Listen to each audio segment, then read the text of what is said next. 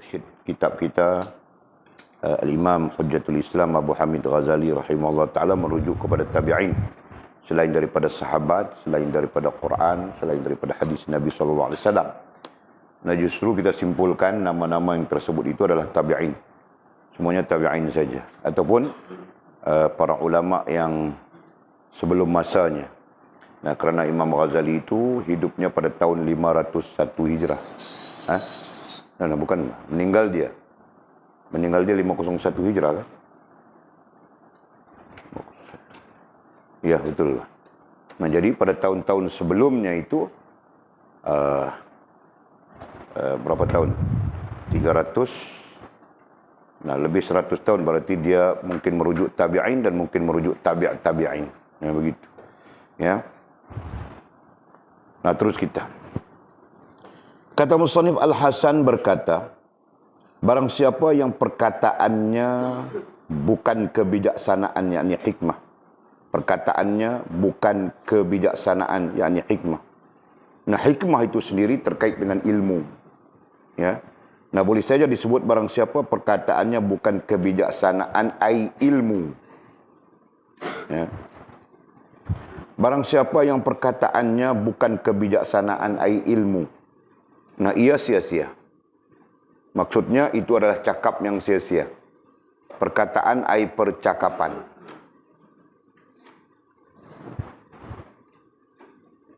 Barang siapa yang perkataannya ai percakapannya bukan kebijaksanaan, ai ilmu, kemudian dia yaknikan hikmah, nah ia sia-sia. Ia ai perkataannya itu, ai cakapnya itu sia-sia. Nah, jadi cakap yang tidak sia-sia, percakapan yang tidak sia-sia adalah ilmu. Adalah percakapan ilmu. Dalam bentuk apa sekalipun. Ya. Nah, itu. Barang siapa yang diamnya bukan tafakur. Nah, terus barang siapa yang diamnya bukan tafakur. Nah, ia lalai. Berarti ia dalam kelalaian. Ya. Nah, ada orang memang diam, tapi diamnya itu angan-angan. Diamnya itu apa? Ya, angan-angan. Diamnya itu berimajinasi sesuatu yang bukan-bukan, yang merosakkan saja. Nah, barang siapa yang diamnya bukan tafakur. Dia diam, tapi bukan tafakur, ya. Nah, ia lalai. Nah, itulah kelalaian. Barang siapa yang pandangannya bukan pembelajaran, nah ia main-main. Nah, sesiapa yang melontarkan, memberikan pandangan, sedangkan pandangan yang dilontarkan itu bukan pembelajaran, ya, bukan pembelajaran artinya bukan sesuatu yang boleh dipelajari, ya, bukan sesuatu yang boleh dipelajari. Nah, itu maksud bukan pembelajaran. Nah, berarti ia main-main. Masya Allah. Ya. Sekurang-kurangnya perkataan-perkataan ini membawa maksud yang sangat dalam kepada kita. Supaya kita tidak supaya kita memandang sisi apapun tingkah laku kita, nah, menghubungkan kita dengan Allah. Membawa manfaat dalam hubungan kita dengan Allah Subhanahu wa ta'ala. Okey. Lalu tentang firman Allah Subhanahu wa ta'ala. Nah, kemudian Al-Hasan memberikan komentar kepada firman Allah Subhanahu wa ta'ala yang maksudnya, aku akan memalingkan orang-orang yang menyombongkan diri di muka bumi tanpa alasan yang benar. Surah Al-A'raf ayat 146. Nah, Al-Hasan memberikan komentar terhadap surah Al-A'raf ayat 146. Ia berkata, ia Al-Hasan, ia ay Al-Hasan berkata. Nah, apa katanya? Arti ayat surah Al-A'raf 146. Ya, artinya surah Al-A'raf ayat 146, aku mencegah hati mereka untuk bertafakur tentang urusanku.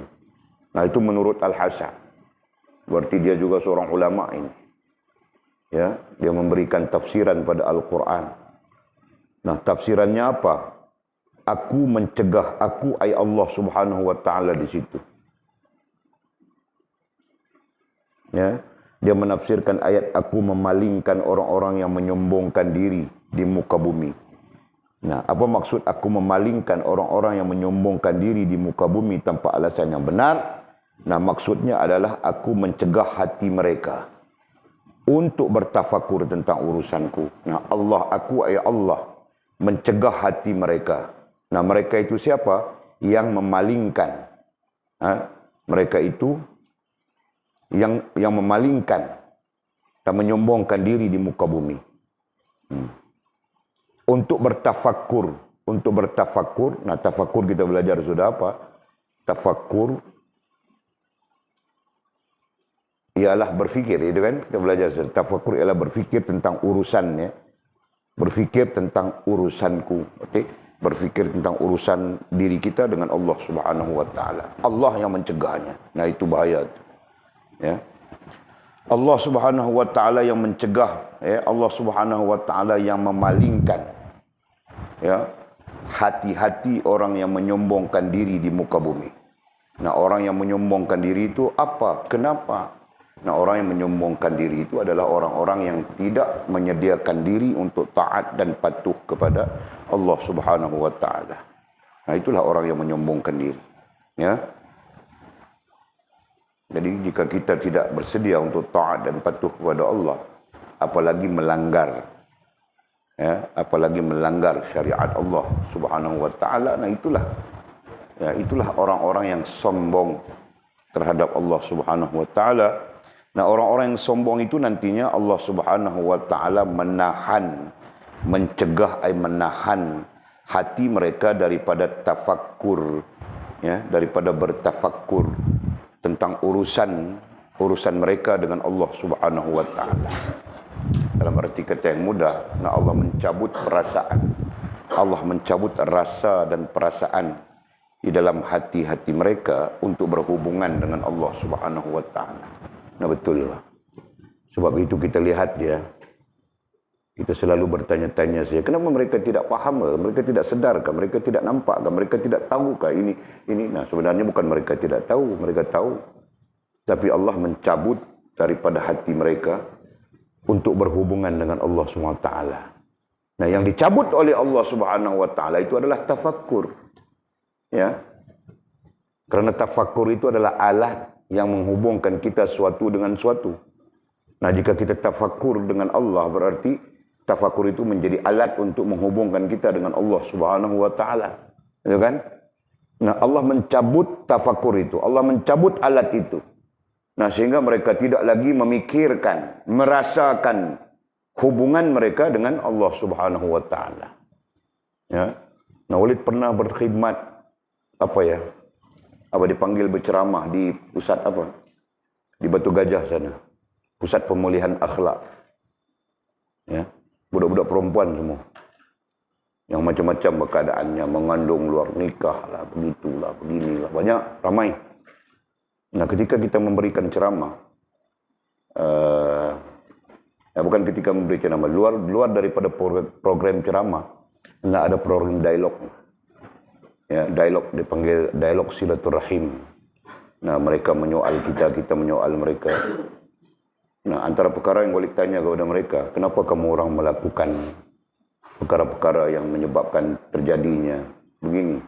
Apakah kamu tidak tahu? Tahu, bilangnya. Kamu tahu kau berdosa? Tahu. Nah, semua tahu saja. Dosa tahu, salah tahu, semuanya tahu. Tapi kenapa kamu melakukan? Nah, mereka sendiri pun tidak mampu menjawab, diam saja. Ya.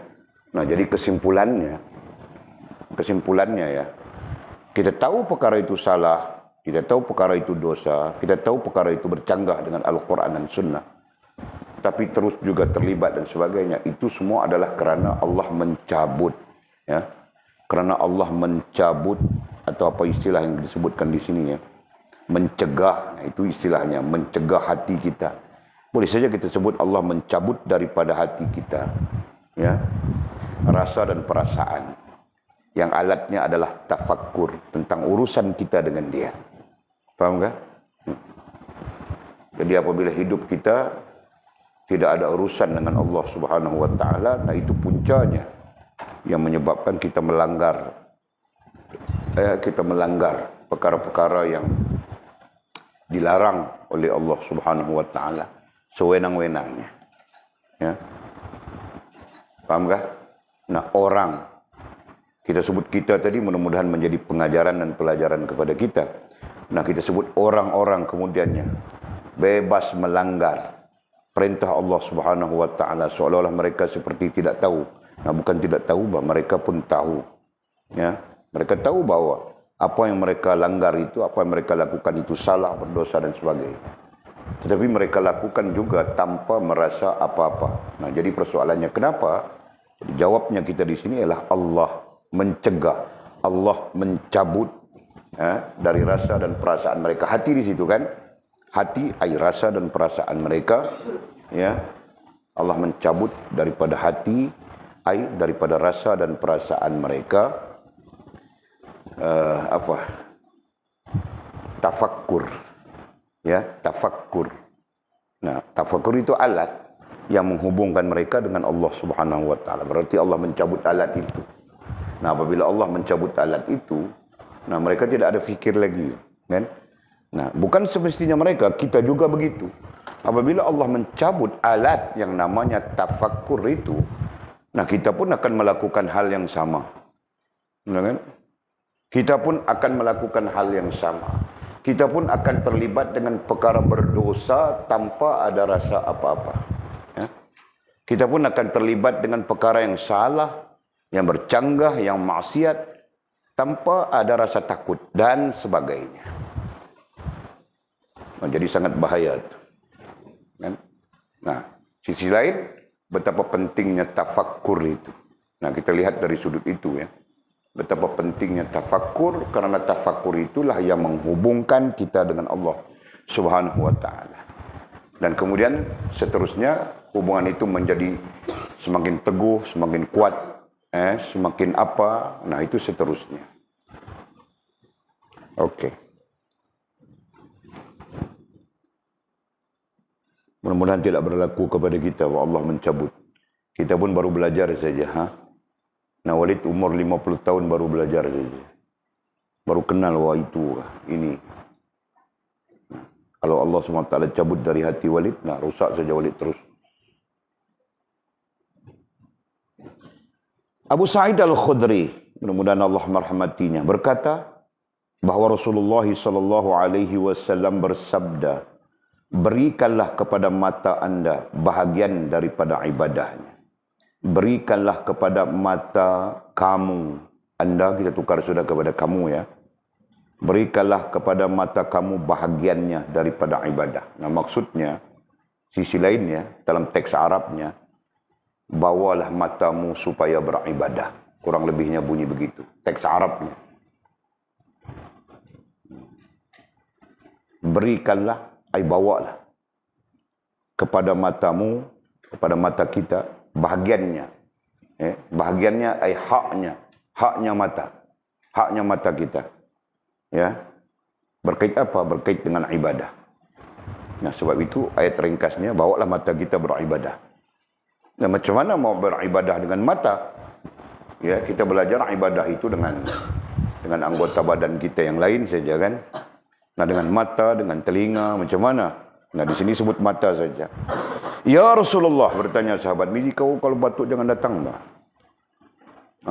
Kau banyak pengecualian Walid kasih sudah. Tidak datang pun tidak apa, Walid tidak marah lagi. Ya. Nah, kalau kau teruk-teruk begitu jangan datang. Nanti kami terjangkit dengan kau punya COVID itu." Dua orang yang Walid bagi kelonggaran, mau datang pun tidak apa, tidak mau datang pun tidak apa. Miji dengan akil, sementara Walid berbincang-bincang dengan keluarga-keluarga kamu orang dulu. Okey.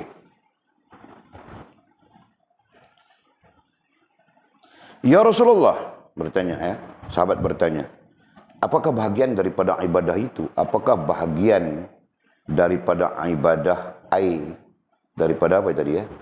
Daripada ibadah mata itu, ibadah mata itu. Betul kan?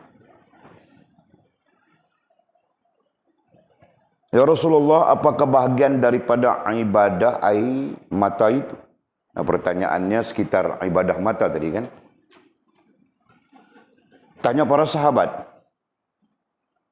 Nah, Rasulullah SAW menjawab.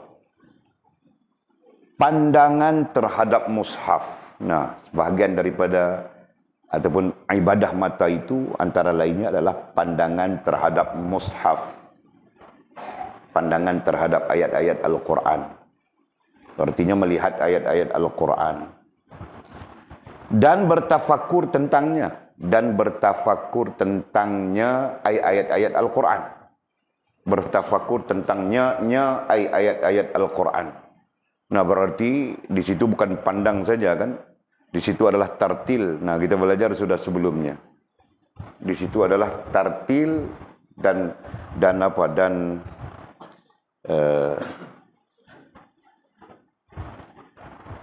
bertafakur tentangnya. Bertafakur tentangnya itu adalah tadabbur. Betul kan? Nah, kita belajar sudah tentang itu. Nah, terkait dengan Al-Quran, tartil dan tadabbur. Membacanya dan memahaminya. Serta mengambil pelajaran. Nah, setelah kita faham, serta mengambil pelajaran daripada keajaiban-keajaiban. Mengambil pelajaran, nah, babit ai ilmu. Mengambil pelajaran ai ilmu daripada keajaiban-keajaibannya. Daripada keajaiban-keajaibannya ai Al-Quran. Jawab Nabi SAW. Jadi Nabi mengatakan bahawa bahagian bagi ibadah mata itu adalah memandang mushaf. Nah, bukan pandang saja di situ, kan? Memandang, membaca. Nah, kita sebut tartil. Nah, kemudian bertafakur. Nah, kita sebut tadabbur. Tentangnya, tentang Al-Quran. Nah, ini pun satu hal, satu pelajaran lagi yang kita agak tertinggal. Tadabbur Quran kita tidak buat lagi. Ya. Karena kita masalah kesempatan. Nanti kita aturkan tadabbur Quran, hari-hari kita tadabbur Quran. Okey. Nah, selesai sudah tentang riwayat daripada Abu Sa'id Al-Khudri berkaitan dengan Rasulullah SAW bersabda itu, selesai sudah. Nah, pelajaran yang kita boleh ambil di situ adalah ibadah mata, tentang ibadah mata. Nah, pelajaran yang terkait dengan kita adalah tafakkur. Ya. Nah, dalam arti kata yang lain, mata membaca, melihat, membaca, dan kemudian apa yang dibacakan itu adalah kita bertafakkur. Jadi, bertafakkur setelah kita tadabbur, gitu kan? Setelah kita faham. Nah, jika kau tidak faham, kau mau tadabbur apa? Ya, sebagai contoh, nah yang kita bacakan tadi surah Al-A'raf ayat 146. Nah, setelah kita faham, ya, kita faham, nah baru kita tadabbur, baru kita tadabbur, betul, ya. Kita faham nantinya Allah Subhanahu wa taala cabut dari kita, cabut dari hati kita, ya, mencegah hati kita ataupun mencabut daripada hati kita alat yang namanya tafakkur, yang menyebabkan kita lalai, ya, terus lalai urusan kita dengan Allah Subhanahu wa taala. Nah, hari ini banyak saja orang yang lalai. Yang mudah-mudahan menjadi pelajaran kepada kita. Banyak orang yang lalai tentang urusannya dengan Allah Subhanahu wa taala. Dan kita sebut sudah tadi, yang mana puncanya adalah tidak ada tafakkur. Kenapa tidak ada tafakkur? Karena Allah mencabut dari hati mereka. Nah, kita takut Allah mencabut juga daripada hati kita. Nah, justru itu berdasarkan kepada ayat Al-A'raf 146, jangan kita sombong. Jangan kita sombong dengan Allah Subhanahu wa taala. Nah, bagaimana untuk tidak sombong dengan Allah Subhanahu wa taala? Nah, jawabnya serahlah diri. Ya, serahlah diri kita kepada Allah Subhanahu wa taala. Istilah Arabnya al-khudu' wal inqiyad. Serah diri kita kepada Allah Subhanahu wa taala dengan mengikat diri kita. Mengikat diri kita dengan apa-apa yang diperintahkan oleh Allah Subhanahu wa taala. Dua saja, suruhan dan larangan. Habis. menyerah diri, khudu' artinya merendah diri, menyerah diri, wal inqiyad artinya mengikat diri kita, menambat diri kita dengan suruhan dan larangan Allah Subhanahu wa taala. Nah itu. Nah, jika tidak, kitalah manusia yang sombong di atas muka bumi. Ya, yang menjadi sebab kepada Allah mencabut rasa dan perasaan kita daripada berhubungan dengan Allah. Mau berhubungan macam mana, fikir pun tidak. Mau fikir macam mana, alatnya tiada sudah. Apa alatnya? Tafakkur. Begitu. Okey. Luqman ay Luqmanul Hakim. Nah, ini bukan tabi'innya. Ini zaman sebelum baginda Nabi kita Muhammad sallallahu alaihi wasallam. Luqmanul Hakim, Luqman yang bijaksana. Ya, ada pendapat mengatakan dia seorang nabi. Sedangkan pendapat yang banyak mengatakan dia seorang manusia biasa yang baik. Ya, yang baik sehingga Allah Subhanahu wa taala mengambilnya mengambil kisahnya dan dimuatkan di dalam Al-Qur'an sebagai pengajaran. Ya, sebagai pengajaran. Nah, begitu. Nah, kita tidak khilaf kalau dia nabi, masya-Allah. Kalau dia tidak pun dia adalah seorang yang baik sehingga Allah mendatangkan kisahnya, namanya dan kisahnya di dalam Al-Qur'an. Berarti hikmah tentang Luqman ini banyak yang perlu kita pelajari. Okey? Nah, jadi katanya Luqman ay Luqmanul Hakim. Suka berlama-lama duduk sendiri di antara di antara sikapnya, sifatnya Luqmanul Hakim, dia suka duduk sendirian dan lama. Ya, bahkan dalam periwayatan mengatakan, ya, periwayatan yang diceritakan oleh Nabi SAW mengatakan bahawa Luqman itu lebih banyak masanya bersendiri, ya, daripada beramai-ramai. Nah, itu di antara sikapnya. Jadi dia suka bersendiri. Jadi bersendiri dia itu apakah bersendirian betul sambil mengimajinasikan apa-apa, atau bersendiriannya itu adalah tafakkur. Nah, itu yang kita mau pelajari.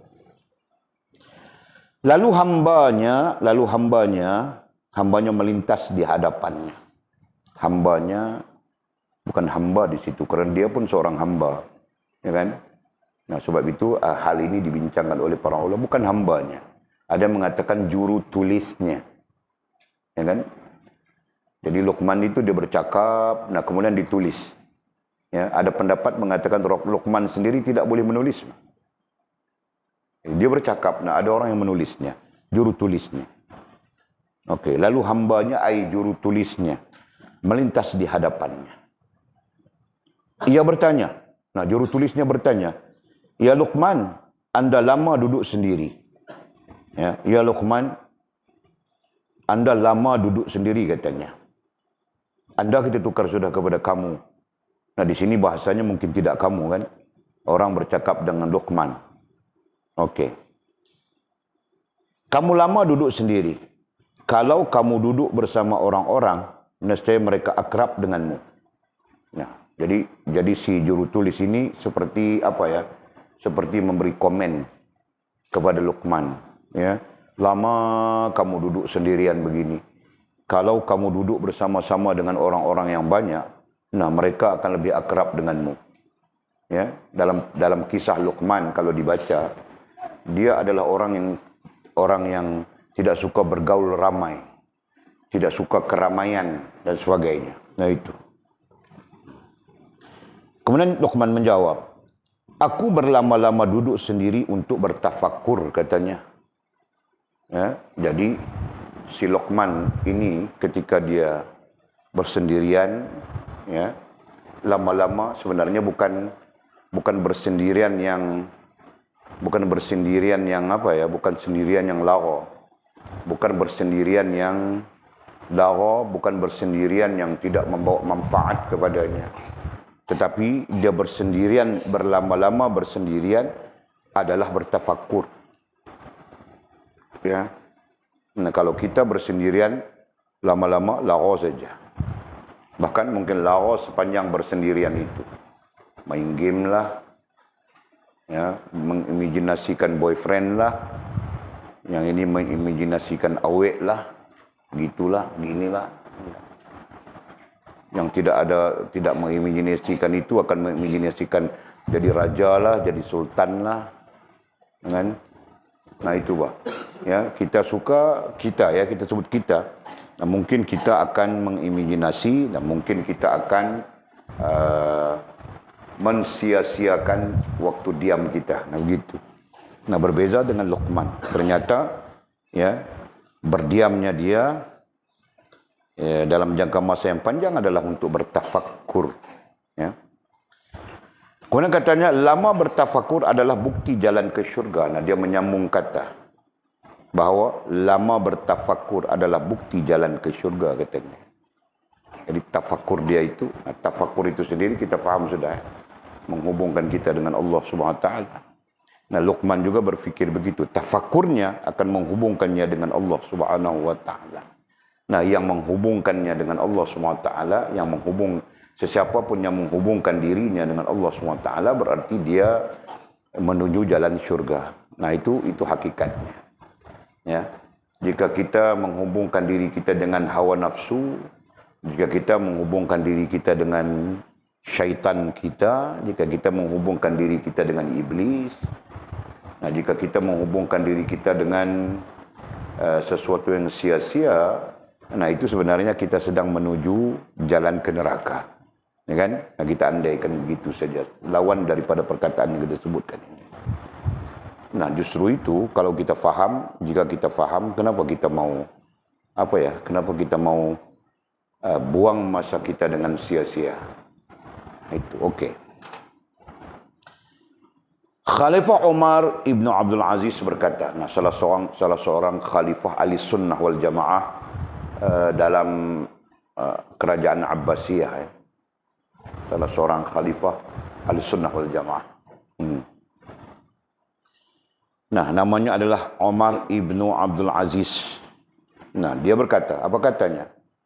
Bertafakur tentang nikmat Allah Azza wa Jalla adalah termasuk ibadah yang paling utama katanya. Ya. Bertafakur. Nah, kalau bertafakur itu diterjemahkan dengan berfikir, ya. Boleh jumpa satu terjemahan dalam kitab Sirajul Huda katanya, bertafakur itu ialah berfikir secara halus katanya. Nah itu tambahannya. Ya. Bertafakur itu adalah berfikir secara halus. Nah mungkin berfikir halus, ya, menghalusi, ya, urusan antara kita dengan Allah Subhanahu Wa Taala. Nah itu definisi yang diberikan di dalam kitab itu, Sirajul Huda.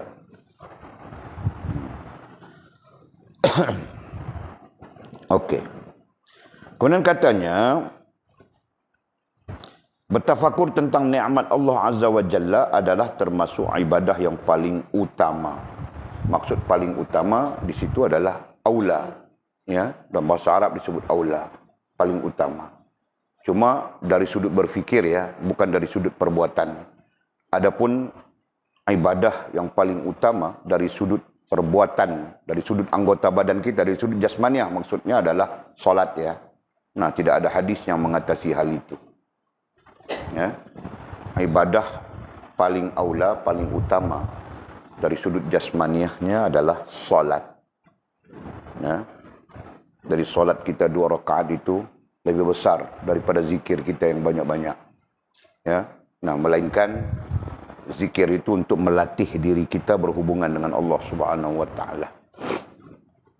Nah, ini bagi membezakan, ya, nanti kita belajar supaya kita terbeza. Ada orang yang lepas solat dia zikir, lepas solat dia zikir. Nah, dia mengutamakan zikir. Padahal lepas solat itu ada yang lebih utama dari zikirnya yang sunat, solat ba'diyah, ya kan? Nah, itu kita nanti pelajari secara fiqh supaya kita boleh membezakan, ya, yang mana tuntutan-tuntutan, yang mana bukan tuntutan dan sebagainya. Okey. Nah, balik kita kepada isu tafakur. Ternyata dalam hal rohaniah maksudnya begitu. Kalau tadi jasmaniah, nah ini rohaniah. Dalam hal rohaniah, ternyata bertafakur itu termasuk ibadah paling utama. Menurut siapa? Menurut Umar Abdul Aziz. Nah, dia bukan saja ulama, dia seorang khalifah. Dia bukan saja seorang khalifah, bahkan dia seorang ulama, dia seorang yang alim. Ya. Nah, pandangannya bahawa bertafakur itu adalah ibadah rohaniyah yang aula. Jadi dhabitkan di mana? Ibadah rohaniyah. Supaya kita nanti membezakan. Ya, sedikit sebanyak kita belajar sudah ada ibadah rohaniyah, ada ibadah jasmaniyah.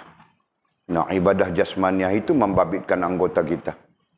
Ya, membabitkan jasmaniyah kita. Ibadah rohaniyah itu membabitkan akal dan hati kita. Ibnu Abbas radhiyallahu taala anhuma. Ibnu Abbas, nah di sana sebenarnya bukan Abbas, di sana sebenarnya anaknya, yaitu Abdullah bin Abbas. Maka kerana itu musannif mendhabitkan radhiyallahu anhuma. Mudah-mudahan Allah meredha kepada keduanya. Kenapa keduanya? Nah, Abdullah sendiri dan Abbas sendiri. Ya, nah kita kenal sudah Abdullah itu adalah sepupunya baginda Nabi kita Muhammad sallallahu alaihi wasallam. Ada yang mengatakan anak isteri kedua Ibnu Abbas. Ada juga yang mengatakan anak isteri ketiga Ibnu Abbas, Abdullah itu. Nah, itu dari segi bibliografinya. Kita tidak mengkaji ya. Anak kedua kah, anak bini tiga kah, anak bini empat kah, anak bini 16 kah, anak bini 20 kah. Nah, itu bukan kajian kita. Kajian kita adalah Abdullah itu adalah seorang yang dimuliakan oleh Nabi SAW. Ya, tidak ada orang yang baginda pegang kepala kemudian mendoakan Allahumma faqihhu fid din wa 'allimhu ta'wil, tidak ada, melainkan Abdullah saja. Ya. Nah, kemudian dialah yang dibenarkan, diizinkan, diisyaratkan oleh baginda Nabi SAW untuk menafsirkan Al-Quran. Sehingga muncul tafsir Ibnu Abbas. Adakah kita di sini? Ada, ada di sana. Nah, nanti masuk dalam library kita. Boleh baca, tidak boleh bawa lari. Nah, itu saja. Okey. Ibnu Abbas radhiyallahu anhuma berkata, salat 2 rakaat yang dimaksudkan untuk bertafakur adalah lebih baik daripada salat malam tanpa kekhusyukan, katanya. Di sini satu isu baru ya, perhatikan ya.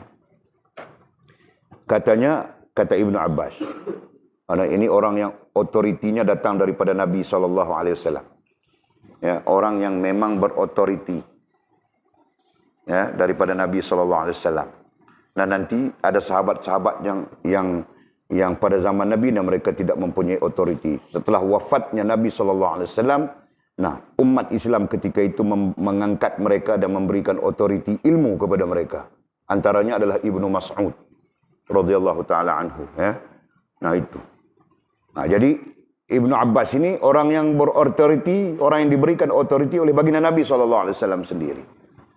Nah, justru kata Ibnu Abbas, salat 2 rakaat yang dimaksudkan untuk bertafakur. Nah, dalam arti kata yang mudah, dia mendirikan salat. Nah, dalam salatnya itu diisi dengan tafakur. Jelas ya? Nah, soalnya apakah ada salat yang begitu? Ya.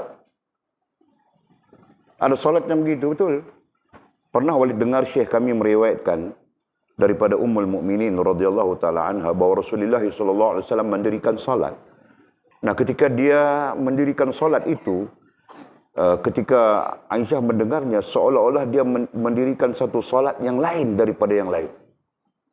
Nah, sahabat ketika Aisyah meriwayatkan hadis itu, nah sahabat bertanya, salat apa?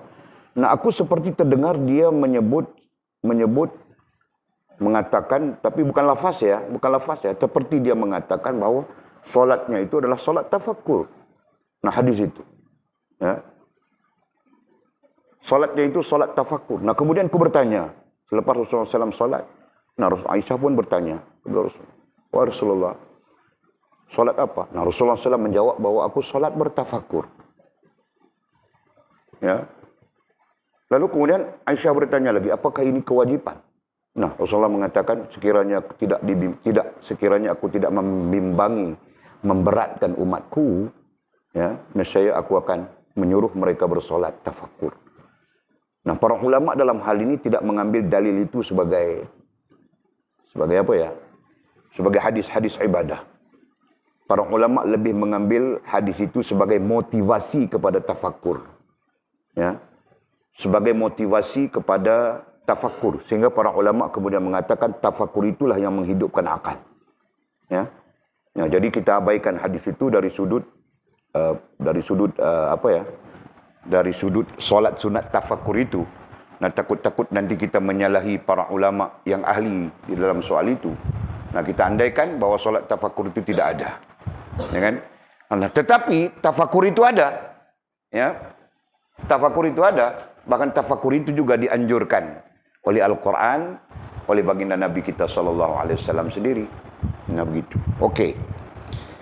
Jadi merujuk kepada Ibnu Abbas ini, solat 2 rakaat yang dimaksudkan untuk bertafakur. Nah, ini menghampiri makna hadis yang kita sebutkan tadi. Walaupun para ulama hadis tidak sepakat dengan hadis itu. Ya. Dan mereka mengkategorikan hadis fadail saja, sebagai motivasi saja dan sebagainya. Tetapi perkataan Ibnu Abbas ini kelihatannya sudah menghampiri apa yang kita sebutkan tadi. Solat tafakur, solat sunat tafakur itu. Menghampiri sudah. Nah, sehingga dikatakan solat 2 rakaat yang dimaksudkan untuk bertafakur. Jadi dia mungkin solat sunat mutlak. Nah, di dalamnya dia mau bertafakur kepada Allah Subhanahu wa taala. Kita katakan begitu. Ya. Dan makna tafakur di sini lebih-lebih hampir seperti yang kita katakan. Ya, berfikir urusan dirinya dengan Allah, menghubungkan dirinya dengan Allah Subhanahu wa taala. Nah, seputar itu. Nah, kata Ibnu Abbas, adalah lebih baik daripada solat malam tanpa kekhusyukan. Nah, lebih baik daripada solat malam. Nah, solat malam itu sisi lain disebut solat qiyam. Ya. Sisi lain menyebut solat tahajud. Ya. Nah, istilah solat tahajud banyak dipakai oleh fiqh Syafi'i. Ya. Nah, dalam fiqh Syafi'i kebanyakannya menggunakan istilah solat tahajud. Nah, fiqh lain menggunakan solat qiyam. Ya. Jadi kalau kita pergi ke timur sana, nah, Walid di Pakistan saja pun mereka tidak gunakan istilah solat tahajud. Mereka menggunakan solat qiyam. Ya. Nah, kalau di sebelah Afrika sana mereka menggunakan istilah solat sunat layal. Solatul layal istilahnya. Tahu kah? Nah, kamu orang duduk di Malaysia, dalam tempurung Malaysia saja, nah, kamu orang akan dengar solat tahajud. Ya kan? Sama saja. Nah, tadi solat tahajud kan, solat tahajud. Nah, itu sebenarnya istilah yang banyak digunakan dalam mazhab kita Syafi'i. Dipanggil solat tahajud, mengambil dalil daripada Al-Quran, wa minal laili fatahajjad bihi nafilatan lak. Nah, kemudian dinamakan solat tahajud. Ya. Aliran lain, mazhab lain, misalnya di Timur Tengah, nah, kebanyakannya mazhab Abu Hanifah, mazhab Maliki. Nah, mereka menggunakan solat qiyam. Ya, solat qiyam. Ada lagi satu, solat layal. Di Afrika sana mereka menggunakan istilah solatul layal. Layal berarti malam, kan? Layal jamak daripada lail. Nah, solat malam. Itu istilah. Okey. Jadi katanya, solat 2 rakaat yang dimaksudkan untuk bertafakur adalah lebih baik daripada solat malam. Nah, ini solat layal istilahnya. Solat malam, nah, artinya tahajud, artinya qiyam. Ya. Nah, perbandingannya solat subuh. Walid mau kasih perbandingan tadi supaya kita tidak janggal dalam menerima maklumatnya. Nah, kita di sini menggunakan istilah solat subuh, betul? Ya, aku solat subuh fardu 2 rakaat, gitu kan, solat subuh. Nah, kalau di timur sana lain daripada mazhab kita Syafi'i, nah, mereka tidak menggunakan istilah solat subuh. Mereka menggunakan istilah solat fajar. Kan? Nah, nanti sampai-sampai niatnya usolli sunnatan fajri, gitu kan? Nah, kita usolli sunnatan subhi. Nah, mereka usolli sunnatan fajri. Itu beza. Ya? Nah, Walid mengemukakan perbezaan ini supaya kamu orang dapat melihat dari sudut yang bukan kita saja betul, bah, yang lain juga betul. Ya? Supaya kita tidak fanatik mazhab. Nah, kita belajar sudah jangan fanatik mazhab. Dalam apa? Dalam kitab pun pergi ke mana pun aku tidak tahu sudah. Kitab apa namanya, Fathur Rabbani. Saya ambil kitab boleh di sini. Rantau. Fathur Rabbani yang duduk di sini. Ha? Nanti hilang, cari-cari tidak jumpa, nah hilang sudah kitabku. Jangan ambil bagi kitabku, siapapun. Ha? Nah, guru kami kalau kitabnya hilang di mejanya, dia tidak mengajar terus. Sehingga kitabnya ditemui. Kau beli kitab ganti lain pun dia tidak akan mengajar. Nah, oleh pun mau pakai perangai itu juga. Nah, selagi tidak jumpa kitab itu, kita cuti saja terus. Nah, begitu. Kalau 10 tahun, nah 10 tahun aku tidak mengajar. Nah, begitu. Nah, itu sebabnya jangan siapa-siapa penambil kitab yang ada di meja Walid ini. Ha? Sila beringat. Yang terambil sila hantar. Okey.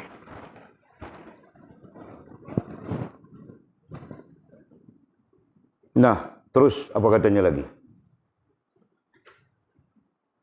Solat 2 rakaat yang dimaksudkan untuk bertafakur adalah lebih baik daripada solat malam tanpa kekhusyukan.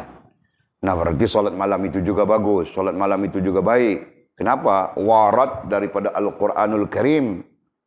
Ya, ayatnya mana? Ayat yang kita bacakan tadi. Wa minal laili fatahajjad bihi nafilatan lak. Nah, Allah yang menyebutnya. Ya. Nah, berarti solat malam itu juga baik.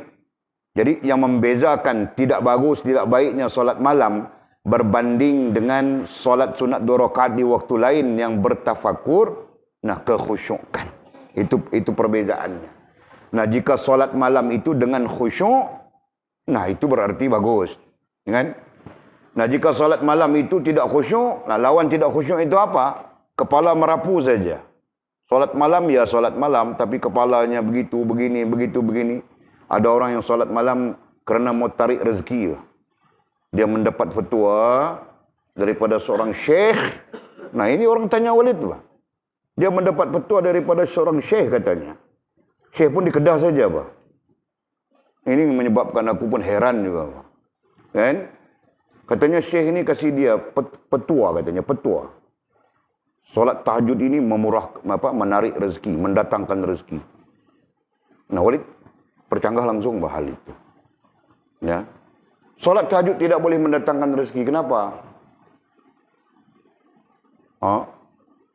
Kau tahu tak jawab Nizi? Nah, jawab apa? Nah, soalannya apakah solat tahajud boleh mendatangkan rezeki? Kenapa? Nah, kerana yang memberi rezeki itu Allah Subhanahu wa taala, jelas sudah. Kenapa mau dicakap solat tahajud itu memberi rezeki? Nah, ini kesalahan-kesalahan, Mbak. Jaga ya. Kamu orang nanti menjadi guru, nah ini hal-hal yang perlu dijaga. Nah, kerana kita menjadi guru, cakap kita dipakai saja. Ada orang yang pakai bulat-bulat saja, tahu kah? Nah, mudaratnya di situ, fitnahnya di situ. Solat tahajud tidak mendatangkan rezeki, tidak memberikan rezeki kepada kita. Yang memberikan rezeki Allah SWT. Nah, jika kita mengamalkan solat tahajud itu, kemudian rezeki kita berlimpah ruah. Apakah solat tahajud mendatangkan rezeki? Tidak, tetap Allah Subhanahu wa taala. Lalu apa kaitannya? Nah, kaitannya mungkin barakahnya kita mendirikan solat sunat tahajud. Nah, begitu. Ya. Jadi i'tiqad yang meletakkan solat tahajud memberi rezeki itu sesat, Bah. Nah, jangan ada. Faham tak? Nah, begitu. Nah, jadi sebab itu boleh sebut di antara yang boleh sebutkan tadi, nah kita solat tahajud di malam hari, di tengah malam, di sepertiga malam kita bangun solat tahajud. Nah, dengan imajinasi kita bahawa solat tahajud itu mendatangkan rezeki misalnya. Nah, sudah tentu solat di waktu lain yang mengandungi tafakur itu lebih baik daripada solat tahajud seperti itu. Faham tak? Nah, itu maksudnya. Jadi, boleh sebutkan satu isu baru muncul di situ. Nah, kekhusyukan terkait dengan tafakur. Nah, itu yang baru. Ya. Jadi, seolah-olah khusyuk, seolah-olah ya, tafakur. Nah, tafakur itu di dalamnya terkandung nilai khusyuk. Khusyuk, kita sebut khusyuk kan. Nah, seolah-olahnya begitu. Ya. Dalam arti kata yang lain, kalau kita maknakan tafakur ini 1, 2, 3, misalnya kita katakan ya, Oleh sebut sudah makna-makna secara tidak langsung, berfikir, ya, apalagi, nah itu kan. Nah, khusyuk ini boleh dimasukkan sebagai salah satu makna daripada tafakkur. Nah, ini disebutkan oleh Imam Isa Abdul Salam di dalam kitabnya, apa nama kitabnya? Boleh baca, seminggu sudah tidak baca. Isa Abdul Salam. Ya, dia memasukkan apa ya? Istilahnya apa? Khusyuk di dalam tafakkur. Katanya tafakkur itu, bahagian daripada tafakkur itu adalah khusyuk. Ya kan? Khusyuk artinya apa? Khusyuk artinya menghubungkan hati kita dengan Allah Subhanahu wa taala, begitu kan?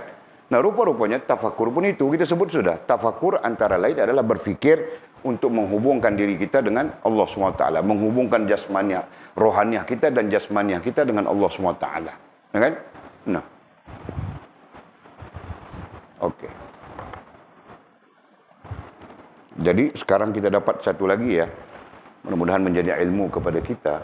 Nah, tafakkur itu antara lain adalah khusyuk. Nah, persoalan besarnya kita fahamkah khusyuk itu apa? Nah, itu saja kan. Allah Subhanahu wa taala menyebutnya. Khusyuk salah satu sifat kejayaan. Khusyuk ya adalah salah satu sifat kejayaan orang-orang yang beriman. Allah sebutkan itu melalui surah Al-Mu'minun. Ya, qad aflahal mu'minun alladzina hum fi salatihim khashi'un. Nah, di sana menuntut tafsiran, kan?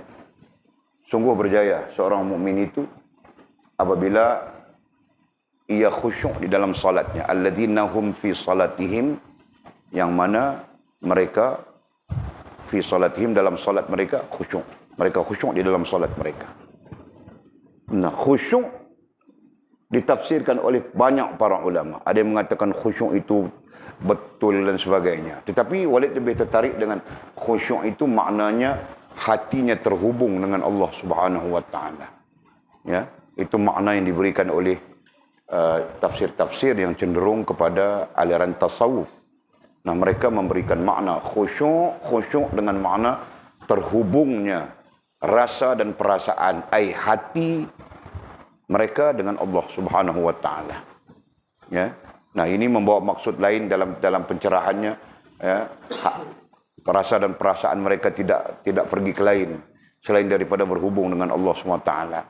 Nah, kalau pergi ke lain itu ke mana? Ke telefon, ke awek, ke kalau orang perempuan panggil awek, lelaki panggil apa? Balak. Ha? Panggil balak. Mari tolong bagi saya idea. Kalau perempuan panggil awek, lelaki power. Power. Misalnya kan. Pergi ke khayal-khayalan macam-macam. Lipstick lah, bedak lah, itulah, inilah. Kan? Misalnya. Contohnya begitu, okey? Jadi, itu bukan khusyuk. Khusyuk adalah terhubung hati, terhubung rasa dan perasaan kita dengan Allah Subhanahu wa taala. Nah, bentuknya berbeza-beza. Ya. Ada yang terhubungnya itu dia merasakan takut. Ada yang terhubung itu dia merasakan dia pandosa. Ada yang terhubung itu dia merasakan macam-macam kan. Itu contoh saja. Yang penting dia terikat. Hatinya terikat dengan Allah SWT sepanjang dia melakukan solat itu. Sehingga dia selesai solat Assalamualaikum warahmatullahi Assalamualaikum warahmatullahi. Nah, mungkin. Ya. Tetapi bagi orang beriman itu dia sentiasa terikat hatinya dengan Allah Subhanahu wa taala. Rasa dan perasaannya sentiasa terikat dengan Allah Subhanahu wa taala, ya. Okey. Kemudian kata musannif, ketika Abu Syuraih sedang berjalan. Ketika Abu Syuraih sedang berjalan, tiba-tiba ia duduk. Nah, Abu Syuraih ini seorang tabi'in dan termasuk ahli wara'. Sehingga orang menggelarnya Abu Syuraih al-Wara' dalam kebanyakan kitab-kitab Arab, teks-teks Arab biasanya. Ya. Abu Syuraih al-Wara'. Nanti kamu orang baca kitab-kitab itu nanti jumpa namanya. Ya. Digelarkan. Nah, pada zaman tabi'in itu dia digelarkan al-Wara' sudah. Ya kan? Abu Syuraih al-Wara' sedang berjalan. Satu hari dia berjalan. tiba-tiba ia duduk. Sedang-sedang dia berjalan, tiba-tiba dia duduk. Berhenti dia duduk. Dan menyelimuti dirinya dengan jubahnya. Langsung dia selimutkan dirinya dengan jubahnya. Supaya orang tidak melihat apa yang dia lakukan. Lalu ia mulai menangis. Nah kemudian, apa kerjanya? Apa dibuatnya? Dia menangis. Ketika ditanyakan kepadanya, nah orang pun bertanya, kenapa kau ini? Ya. Apa sebabnya ia menangis? Nah orang bertanya, kenapa kau menangis? Ia menjawab, aku bertafakur atas hilangnya sebahagian umurku. Nah rupa-rupanya, dia duduk begitu, kemudian dia bertafakur. Apa yang ditafakurkan? Hilangnya sebahagian umurku. Nah dia berfikir tentang umurnya yang telah berlalu. Ya. Sedikit amalanku. Nah, kemudian dia berfikir tentang amalan yang sedikit. Sedangkan umur yang berlalu sudah banyak. Dan semakin dekatnya ajalku. Kemudian dia berfikir, dekat sudah dia mau mati. Sampai sudah dekat sudah dengan ajal. Nah berarti 3 hal. Umurnya yang telah lalu, amalannya yang sedikit, ajal yang semakin mendekat. Nah itu yang menjadi tafakurnya. Yang menyebabkan berubah tingkah lakunya. Ya kan? Masya Allah. Ini alil wara' kan. Nah Walid satu hari fikir mati pun tidak ada. Nah fikir mati bila aku baca kitab, sembang-sembang, cakap-cakap dengan kamu orang, jumpa dalam kitab baru aku fikir mati. Ya. Nah jika tidak, aku pun tidak fikir. Nah tentang sedikit amalan. Nah jumpa dalam kitab ini baru terfikir, aku pun amalan sedikit juga. Ya. Kemudian umur. Nah jumpa dalam kitab ini sebut umur, baru aku fikir umurku 50 lebih. Nah, itu pun rasa muda juga. Kan? Rasa masih muda begitu. Allah Akbar. Nah tapi bagi ahli wara', nah lihat saja apa. Sedang berjalan dia boleh duduk, berhenti, bertafakur dulu dia. Kan? Nah mungkin juga dalam riwayat tentang Abu Shuraih ya, mungkin juga ketika akalnya, ketika hatinya mau dimasuki oleh dunia, tahu kan? Nah dia jalan-jalan mungkin dia tengok kereta besar. Nah kereta besar mau masuk dalam hati, dia pun duduk, pikir terus tentang umurnya, pikir tentang amalannya, pikir tentang ajal yang semakin mendekat. Nah begitu, Bang. Mungkin itu caranya untuk dia memutuskan, ya, untuk dia memutuskan berpikir sesuatu yang tidak menghubungkan dia dengan Allah Subhanahu Wa Taala. Nah itu pandangan, ya, itu pandangan. Jadi kita pun boleh ambil pengajaran, Bang. Apabila datang dalam fikiran kita, apabila datang dalam hati kita sesuatu yang tidak menghubungkan kita dengan Allah. Nah, kita berhenti, kita tafakur, kita bawa diri kita bertafakur. Umur kita, bertafakur tentang amalan kita yang sedikit, bertafakur tentang kita semakin dekat dengan ajal. Nah, gitu kan? Nah, mungkin itu menjadi cara, menjadi metode yang boleh memutuskan kita punya apa? Kita punya angan-angan, kita punya imajinasi. Nah, kita belajar daripada kitab Fathur Rabbani tentang angan-angan, tentang khayalan yang banyak mengambil tempat dalam kehidupan kita. Sampai-sampai umur kita berlanjut sudah. Nah, penuh dengan berkhayal saja. Yang menghubungkan kita dengan Allah SWT terlalu sedikit. Nah, itu tentang itu. Nah, bila dirujukkan kita kepada sifat-sifat lain, nah, macam-macam lagi yang merosakkan hidup kita. Ya. Mengumpat disebut apa? Ghibah. Ya, mengadu domba disebut namimah. Nah, kedua-dua hal yang begitu banyak dalam diri kita. Nah, semua itu menuntut taubat. Menuntut kita taubat kepada Allah Subhanahu Wa Taala. Ya. Jadi berlalu begitu saja. Ya. Yang lelaki pula penuh dengan angan-angan. Ya. Yang perempuan penuh dengan ghibah dan namimah. Nah, macam mana kita menghadap Allah Subhanahu Wa Taala? Ya, jika kematian itu menjemput kita besok, nah berarti kita penuh dengan hal-hal yang tidak menghubungkan kita dengan Allah Subhanahu Wa Taala. Na'udzubillah. Mudah-mudahan Allah mengampunkan kita.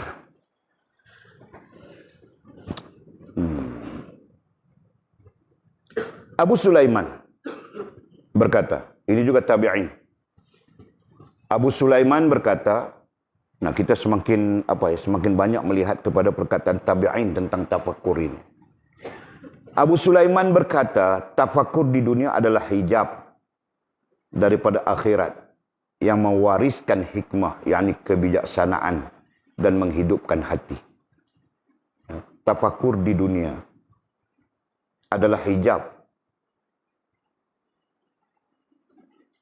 Ya, tafakur di dunia adalah hijab daripada akhirat. Tafakur di dunia berarti di dunia ini kita bertafakur, ya. Kita bertafakur dengan makna-makna yang beberapa makna itu. Kita bertafakur adalah hijab daripada akhirat. Ayat ini terbalik sepertinya, kan? Macam terbalik saja. Dia mau menyatakan kepada kita, tafakur itu akan menghilangkan hijab kita terhadap akhirat. Dia mau menyatakan itu.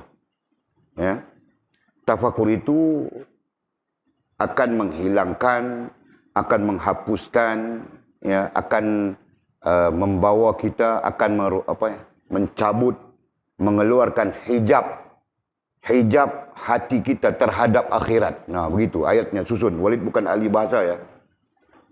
Kamu orang susun ayat kasih betul. Nah, kalau kita tidak belajar bahasa dengan betul, tapi kita boleh menyusun ayat dengan betul, nah, profesor pun perlu tabit pada kita, tahukah? Sebab profesor pun ayat tidak betul. Walid pernah komplain profesor, tahukah? Dia profesor bahasa, tapi ayatnya tidak betul.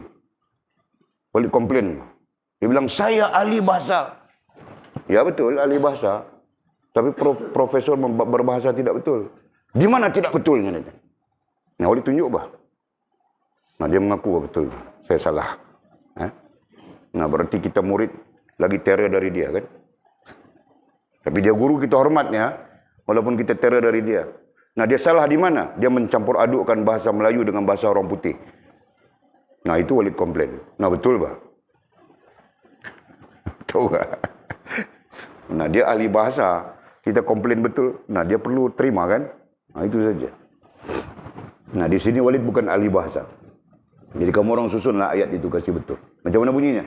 Baca. Baca, Sofia.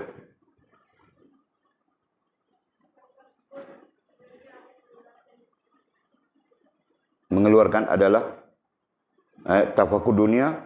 Nah, adalah tidak perlu pakai. Mengeluarkan hijab. Mengeluarkan hijab hati kita. Sambung di sana, ya. Mengeluarkan hijab hati kita daripada akhirat. Begitu. Jadi maksudnya apa? Maksudnya sekiranya kita tidak bertafakur, maka selama itulah hati kita terhijab daripada akhirat. Nah, begitu. Ya. Nah, tafakur itulah nantinya sedikit demi sedikit akan mencabut, mengeluarkan, ya, hijab kita terhadap akhirat. Yang menghijab hati kita terhadap akhirat. Ya. Nah, apa buktinya? Apa buktinya bahawa hati kita, rasa dan perasaan kita terhijab. Terhijab, dihijab terhadap akhirat. Apa buktinya? Nah, buktinya mudah saja. Berapa banyak masa yang kau ambil dalam satu hari 24 jam kau memikirkan akhiratmu. Nah, cari buktinya di sana. Betul kan? Nah, satu hari 24 jam. Nah, berapa banyak masa yang kau ambil daripada 24 jam itu untuk memikirkan urusan dirimu dengan akhiratmu. Nah, memadai sudah. Kau akan dapat jawapannya sendiri. Bahawa hatimu penuh dengan hijab terhadap akhirat. Nah, Walid petik itu daripada kitab ini. Yang Walid cakap tadi petik daripada kitab ini, ya. Mukasyafatul Qulub. Mukasyafatul Qulub. Tanwirul Qulub. Ibn Atta'illah Iskandari rahimahullah ta'ala. Nah, dia bertanya begitu. Kita akan jumpa pertanyaan itu nantinya. Ya. Nah, jadi kita boleh tanya siapa-siapa di antara kita. Nah, kau rantau. Kau jawab, satu hari 24 jam. Nah, berapa banyak masa yang kau gunakan untuk memikirkan akhiratmu?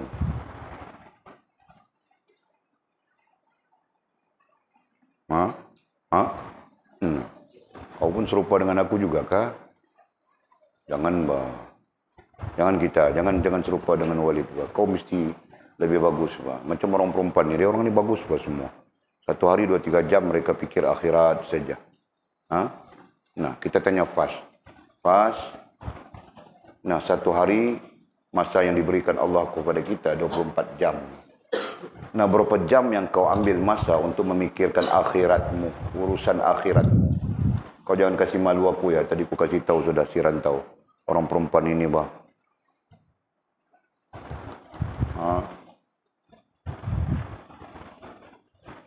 Nah, kau yang tahu, bah. Aku mana aku tahu, aku cakap saja. 5 jam. Wah, Fas bilang 5 jam bah satu hari. Pikir urusan akhiratnya saja. Allah, ya Allah. Bagus dia. Siapa yang mau memperistrikan dia? Tidak mau. Kau mau rantau? Jul mau? Boleh bah Jul? Boleh bah? Mau ku pinang-pinangkan untuk kau? Kau tengok dia bah, 5 jam satu hari dia pikir urusan akhirat saja. Berarti kalau kau menikah dengannya kau tidak susah lagi sudah. Kan? Sebab dia orang memikirkan akhirat. Nah, kita hidup sederhana saja dia okey sudah. Tidak mau? Kau ni memilih bah.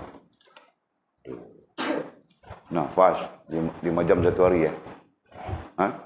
Bukan kau yang cakap tadi. Siapa yang cakap? Sila cakap. Bukan kau. Aku dengar suara siapa? Aku paling cam suara kamu orang 3 orang saja. Fas, Atul, Sila. Kenapa aku cam suara itu? Kerana aku dengar kamu orang punya voice message. Daripada telefon si Anjung. Oh, begini suara Fas dalam telefonnya. Begini suara Sila, begini suara Atul.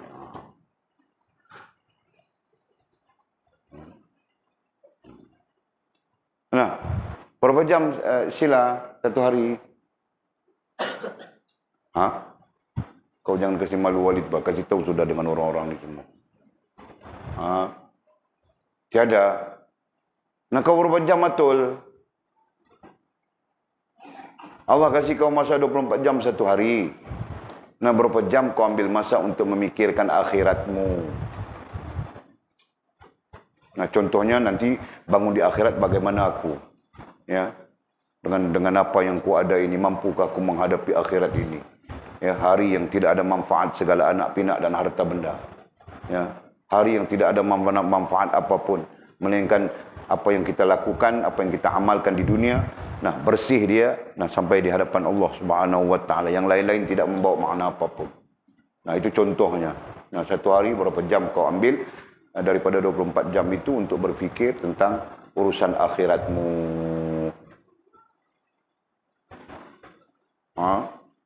Tiada. Kau kasih malu Walid. Aku kasih tahu sudah orang-orang ini semua. Jadi, kalau kita bincang ya, Atul, berapa jam kau ambil masa untuk memikirkan Anjung? Nah, pada masa itu, bukan sekarang. Sekarang kau tidak pikir sudah, aku tahu. Cuma kau rindu-rindu sekali-sekala kan? Nah, biasa bah itu. Jangan marah Buya, kalau orang rindu-rindu itu biasa. Ya kan? Nah, orang bercinta bah, kadang-kadang dia ada rindu-rindu. Nah, sekalipun dipisahkan oleh laut Cina Selatan. Nah, kau cerita saja, bah, kau mau malu apa? Ada juga kan? Nah, berarti kau terpikir juga, buat apa si Abang Anjung ini, gitu kan? Dulu, bukan sekarang. Nah, sekarang wali sudah, Rabi'ah Adawiyah sudah. Masya Allah. Kan? Adakah? Tiada. Betul tiada? Nah, tiada kasih tahu tiada apa? Satu hari 24 jam tu kupikir tidur, kupikir makan, kupikir mengaji, kalau boleh mau cuti saja. Lain kupikir Anjung. Kupikir Abang Anjung itu kan. Dia pun panggil kau sayang, kau panggil dia sayang juga kan? Piwit.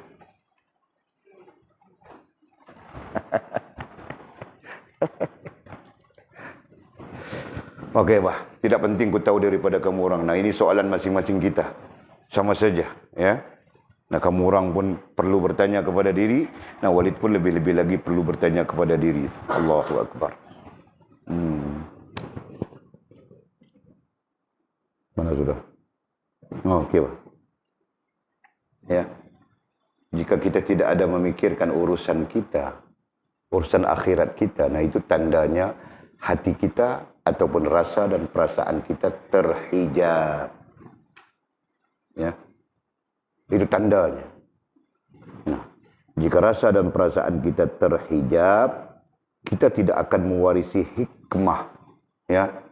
Jika rasa dan perasaan kita, hati kita terhijab, ya, terhijab dengan dunia. Terhijab dengan apa? Terhijab dengan dunia. Nah, itu maksudnya.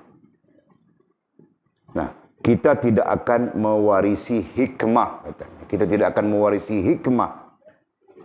Yakni apa hikmahnya? Bilang kebijaksanaan. Ya, berarti kita tidak akan bijak, kita bodoh terus. Bodoh dengan apa? Bodoh dengan dunia. Ya. Nah, itu dibilang dunia menipu, nafsu menipu, syaitan menipu, iblis menipu. Nah, kita pun terus tertipu. Kenapa? Karena bodoh. Karena kita menjadi bodoh. Kita tidak menjadi bijak. Karena kita tidak mewaris hikmah. Nah, itu maksudnya. Ya. Dan menghidupkan hati, dan hati kita mati terus. Tidak menghidupkan hati. Walid cakap terbalik ya. Walid bercakap terbalik menyalahi teks ini. Jadi kamu orang jangan terpinga-pinga. Kenapa ni Walid cakap macam lain, di sini teks macam lain. Nah, Walid ulang ya. Sekiranya hijab hati kita tidak terbuka, ini kamu orang tabit pencerahan pun tidak apa. Ya. Hijab hati kita tidak terbuka, nah nantinya menyebabkan kita tidak memikirkan urusan akhirat kita.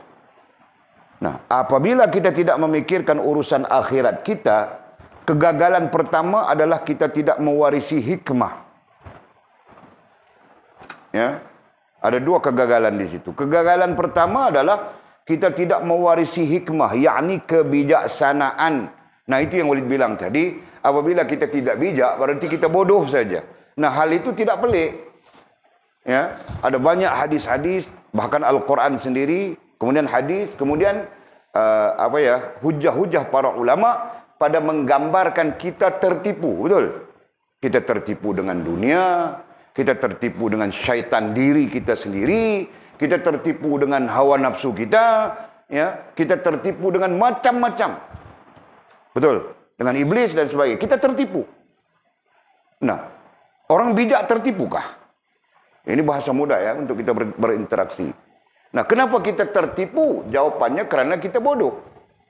Kita dibodohkan oleh dunia. Kita dibodohkan oleh hawa nafsu kita. Kita dibodohkan oleh syaitan. Kita dibodohkan oleh iblis. Faham tak?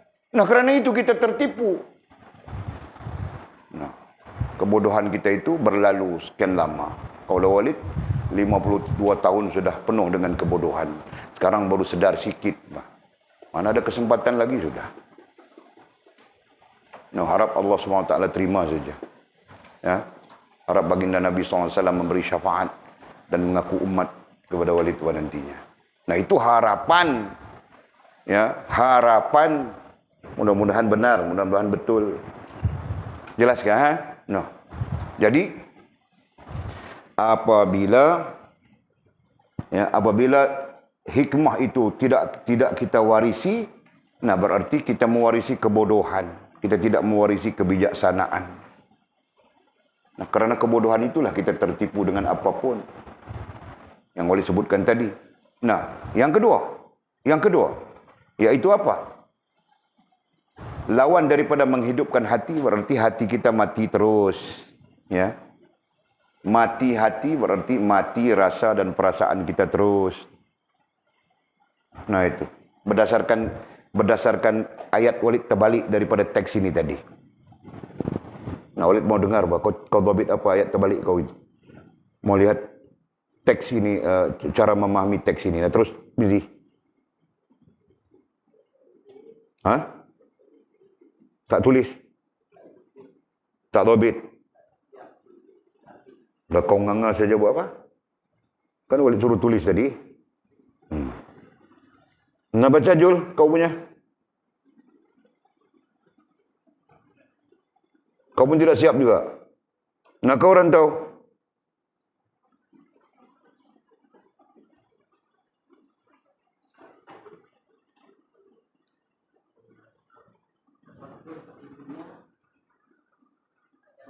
Nah, bukan Walid suruh baca yang itu. Ayat ini Walid kasih tahu sudah terbalik. Teks ini kelihatan ada salahnya. Ya, berdasarkan kepada apa yang Walid pernah dengar. Jadi, yang Walid sebut kemudian itu, kau baca. Yang Walid sebut kemudian.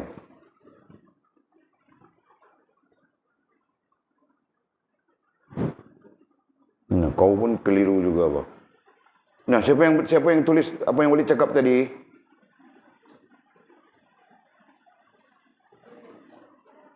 Sofia, kau tulis kah? Nah, kau baca, kau punya tulis.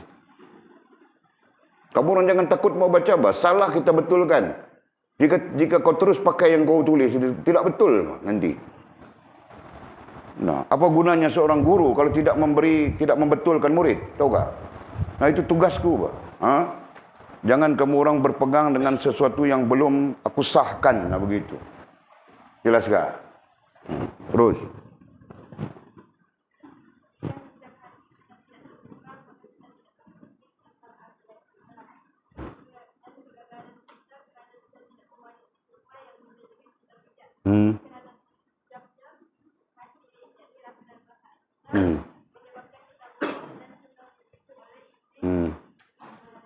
Yaitu menghidupkan hati, apa kau dhabit? Pencerahannya apa? Hati mati, ya. Nah, pencerahannya kita tidak mewarisi hikmah, tidak mewarisi kebijaksanaan, dan kita tidak mewarisi hati yang hidup. Berarti hati kita terus mati, ya, dan kita terus bodoh dengan dunia, ya kan?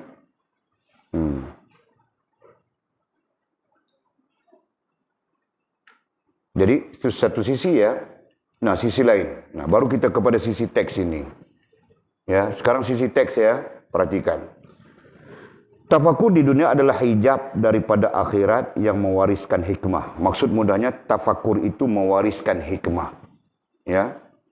Jadi tidak perlu kita sabitkan dengan hijab. Nah, itu jelas. Ya. Tafakur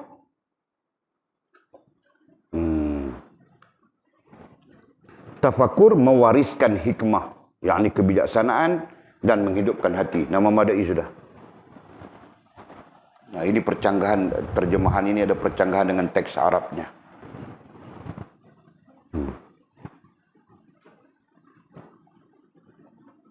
Bolehkah? Jelaskah? Nah, ini Walid, kalau Walid tidak puas hati, nanti Walid cari teksnya yang Arab. Nanti kita tengok, ya. Nah, terus?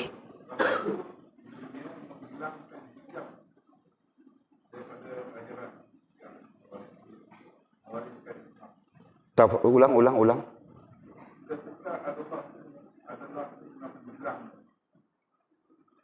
Tafakur menghilangkan hijab. Tafakur menghilangkan hijab daripada akhirat. Ayat itu jadi canggung.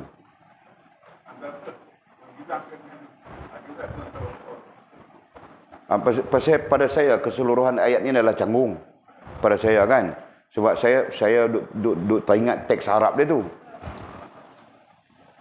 Jadi bila kita duk teringat teks Arab tu, kita nampaklah kecanggungan ayat ni. Jadi supaya kita tak canggung itu dan kita depa ni tak dipengaruhi, tak terpengaruh dengan terjemahan ini, so kita bagi dia punya clue dulu. Hanya clue pencerahan tu dulu. Jadi daripada clue pencerahan itu, dan kita tengok teks ayat ni, kita buang itu je lah. Tafakur kita buang di dunia adalah hijab daripada akhirat, kita buang, tak apa, tak ada hal apa. Ya kan? Sebab apa? Sebab kita sebut tadi ayat yang kita sebut berdasarkan kepada teks ini yang wajar, ya. Tafakur akan mewariskan hikmah, yakni kebijaksanaan, dan menghidupkan hati. Kita tekat tu saja. Selebihnya kita ada pencerahan dah tadi. Pencerahan tu seperti Sofia sebut tadi, betul. Boleh? Nah, nanti perpustakaan kita siap, nah senang. Keliru saja kita pergi cari yang teks dia, nah lagi senang. Okey. Hatim. Nah, ini juga tabi'i.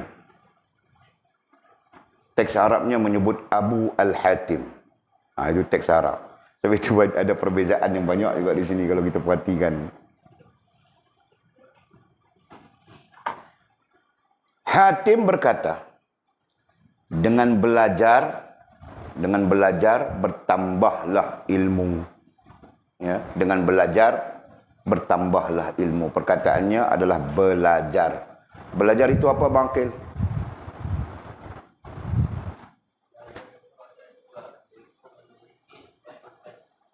Okey, Bang. Belajar, kata Bang Kil, ada dua sifat di situ. Satu, meneliti dan mengkaji. Nah, jika belajar tapi tidak ada penelitian, tidak ada kajian, maka itu namanya bukan belajar. Itu namanya mendengar saja. Nah, ini berdasarkan kepada hadis Nabi yang kita baca, kun aliman au muta'alliman au mustami'an au muhibban, ya, wala takun khamisan fatahlika fid dunya wal akhirah. Jadilah kamu orang alim. Nah, mau jadi alim itu macam mana? Nah, perlu belajar, bah. Muta'alliman, perlu belajar. Nah, muta'alliman ada sifatnya. Mustami'an ada sifatnya, gitu kan? Nah, jadi kalau belajar itu mesti sifatnya meneliti dan mengkaji. Satu teliti, satu lagi kaji. Nah, begitu. Bukan dengar, nganga saja, tutup kitab balik. Nah, besok datang nganga lagi, tutup kitab balik. Nah, itu mendengar. Ya, walaupun ada yang membincangkan bahwa belajar itu perlu ada kitab. Nah, ada kitab pun kalau kau dengar tutup saja, nah itu dengar. Ya, yang namanya belajar, nah kau meneliti yang kau dengar itu, kau mengkaji yang kau dengar itu. Nah, begitu. Okey? Nah, di sini disebutkan dengan belajar bertambahlah ilmu. Jadi bertambahlah ilmu dengan belajar, bukan dengan dengar. Ya. Yang belajar itu sendiri mendengar, tetapi sifatnya berbeza, gitu kan? Nah, okey. Jadi dengan belajar bertambahlah ilmu.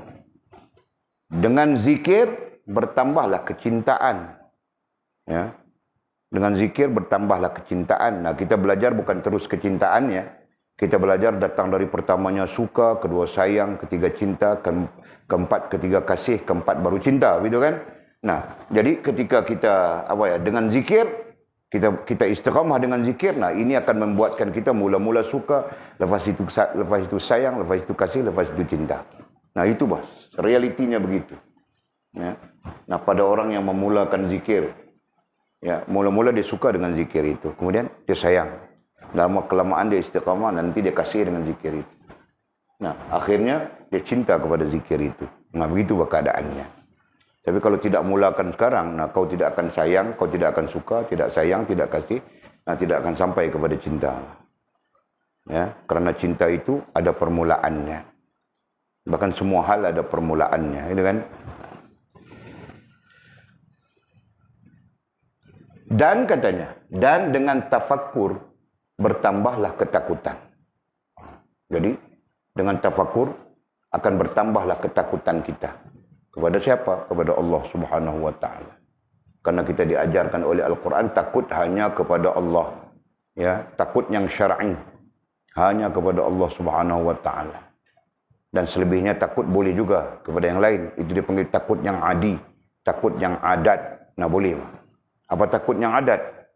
Nah, kau takut pada ular. Nah, itu takut yang adi kan? Takut yang adat. Nah, boleh, dibolehkan. Yang lain takut kepada hantu. Nah, itu Walid pun tidak tahu perbincangannya bagaimana. Adat kah? Takut hantu kan? Padahal hantu pun tidak pernah nampak. Tapi takutnya kepada hantu berlebih-lebih. Nah, kalau dikaji kenapa? Alasan tidak ada lain. Melainkan kerap tengok filem Cina. Kan? Melainkan dia suka tengok filem Cina yang hantunya itu ditempel kertas, pop, diam. Cabut kertas, lompat dia. Itu kan? Nah, itu mungkin. Ataupun tengok filem orang putih. Vampire. Kan? Nah, itu yang menyebabkan kita lebih takut hantu. Tahu tak? Vampire lagi apa ya? Lagi satu, kita dimomokkan oleh orang-orang sebelum kita, gitu kan? Nah, mereka lebih memomokkan kita dengan hantu. Jangan keluar, nanti hantu. Jangan buka tingkap, nanti hantu. Nah, akhirnya kamu orang takut hantu. Betul kah? Betul kah aku cakap? Tidak betul? Nah, kalau tidak betul, kau balik jalan kaki sekejap lagi, kau tengok. Aku mau letak hantu di depan sana. Kau lari atau tidak lari? Ha? Nah, aku boleh bah, aku panggil hantu, tunggu situ, tunggu sini, boleh bah. Jangan main-main. Aku mau tengok yang perempuan-perempuan ni.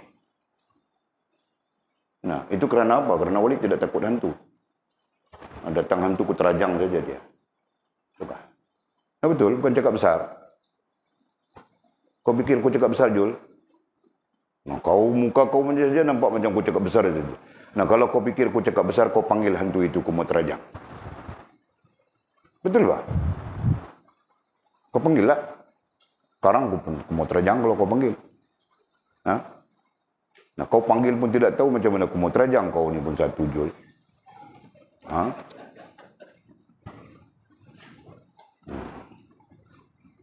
Okey, nah dapat sudah kita belajar, bertambah ilmu, zikir, bertambah kecintaan, tafakur, bertambah ketakutan. Nah, ketiga-tiga ini kita perlukan. Betul kan? Nah, kita perlukan ilmu, kita perlukan kecintaan, kita perlukan ketakutan. Ya, tiga hal itu kita perlu, betul tak? Making. Tiga hal itu. Ilmu kita perlu. Nah, macam mana kita mau ilmu? Mau dapat ilmu, padahal kita perlu belajar, bah. Yang kita sebutkan tadi sudah.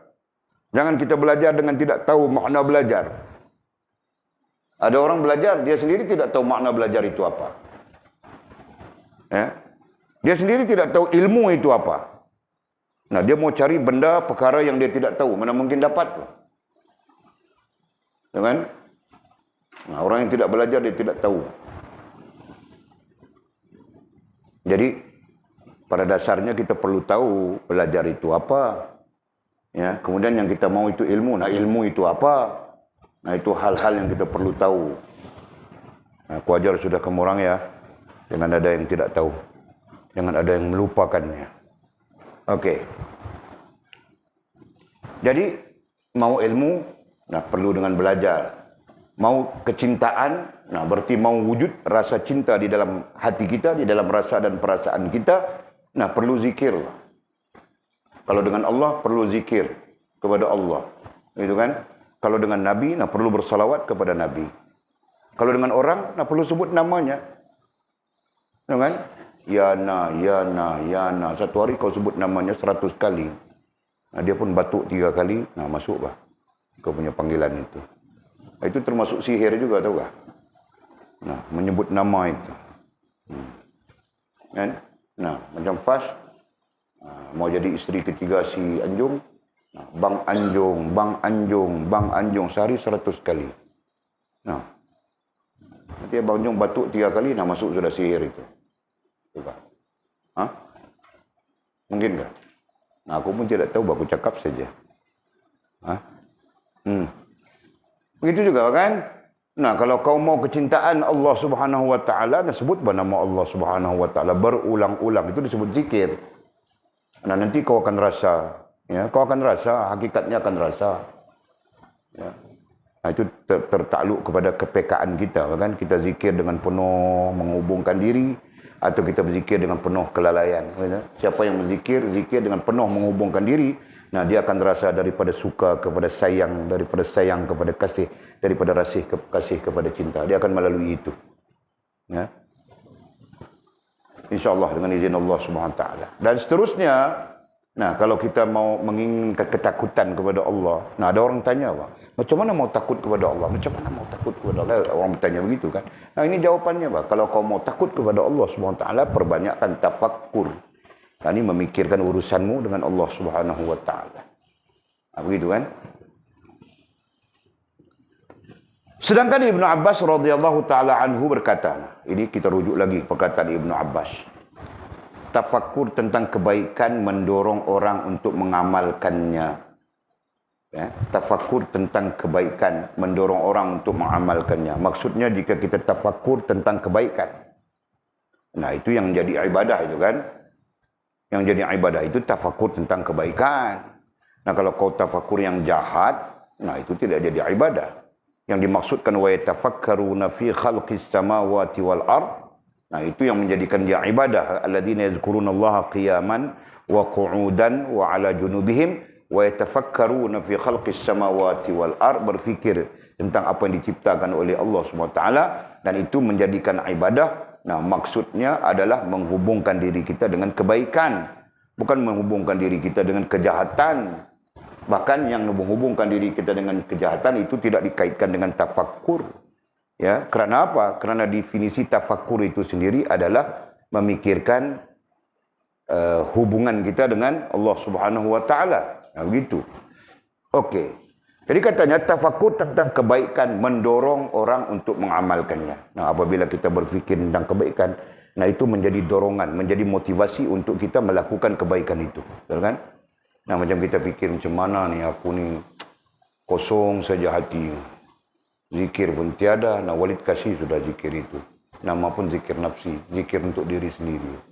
Tapi aku tidak buat sudah 2-3 bulan sudah. Tidak boleh, aku kena buat. Nah, jika dia berfikir begitu, nah itu mendorong dia untuk melakukan. Ya, nah bagus lah itu. Ini kau tidak fikir, maka sebab itu kau tidak lakukan. Padahal zikir nafsi itu adalah zikir yang sangat penting, sangat-sangat penting. Sebelum kau menzikirkan yang terkait dengan Allah, kau menzikirkan yang terkait dengan Nabi. Nah, kau perlu menzikirkan sesuatu yang terkait dengan diri kau sendiri dulu, kan? Nah, begitu. Tapi boleh tahu siapa yang peduli, siapa yang tidak peduli, aku tahu saja. Boleh tidak cakap, kerana itu hak kamu orang. Mau peduli, kau akan dapat manfaatnya. Ketika kau tidak mempedulikannya, kau akan kerugian. Dengan kerugian yang tidak akan dapat balik. Tahukah? Okey.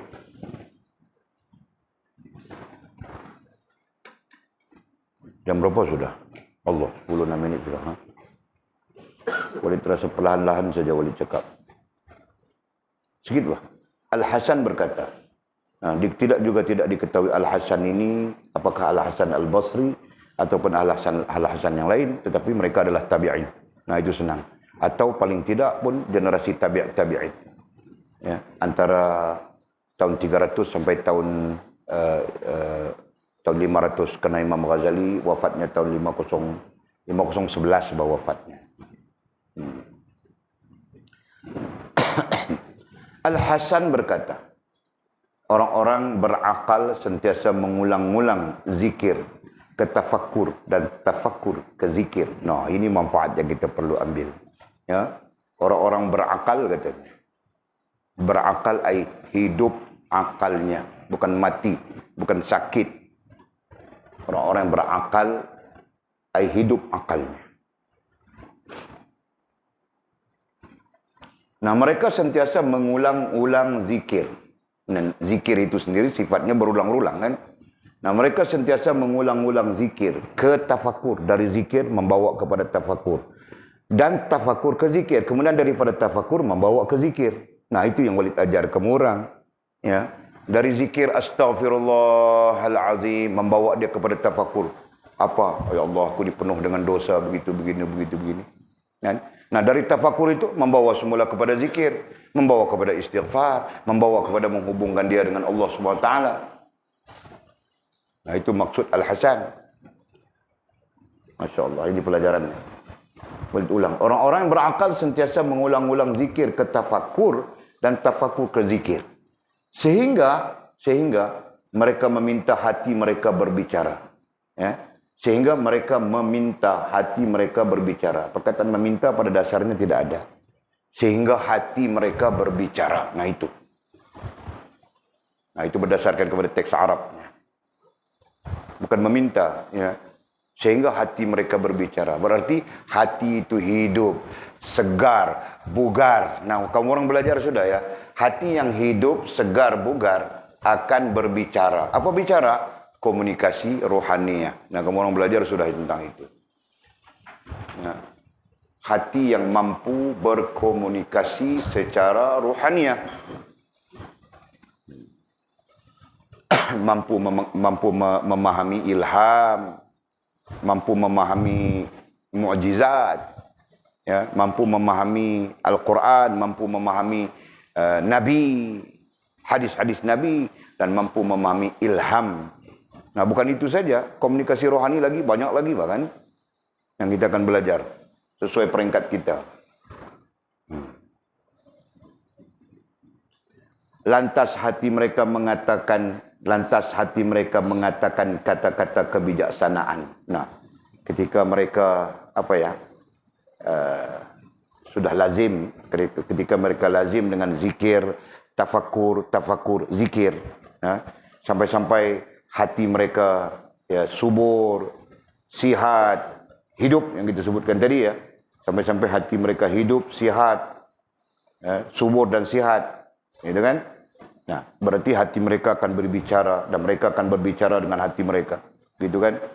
Nah, lantas hati mereka mengatakan kata-kata kebijaksanaan. Di sana hati akan memberikan kata-kata kebijaksanaan. Apa maksud kata-kata kebijaksanaan? Kata-kata yang mencerdikkan kita, kata-kata yang membijakkan kita, bukan kata-kata yang membodohkan kita seperti mana kita sebutkan tadi.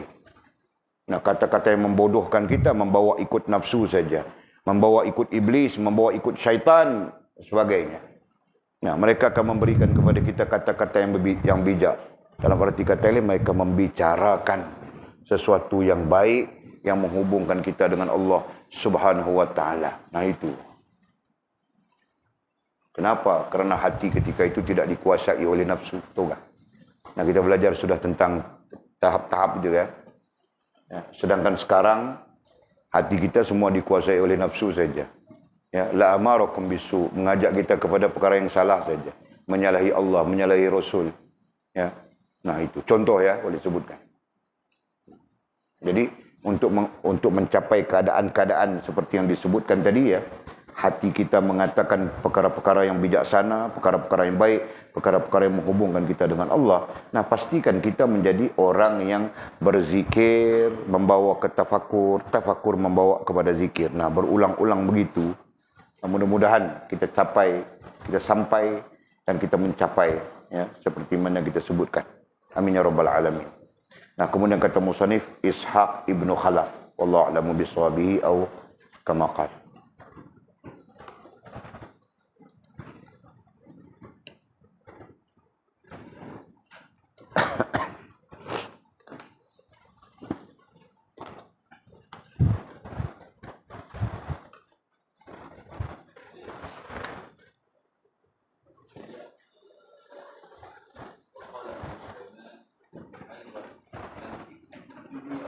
Gimana? Muka surat berapa?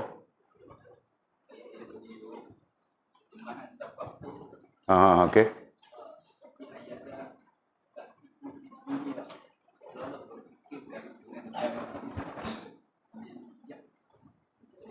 Jadi ayat ni terbalik ya? Kata Abu Sulaiman ni Okey, terbalik dah ayat tu.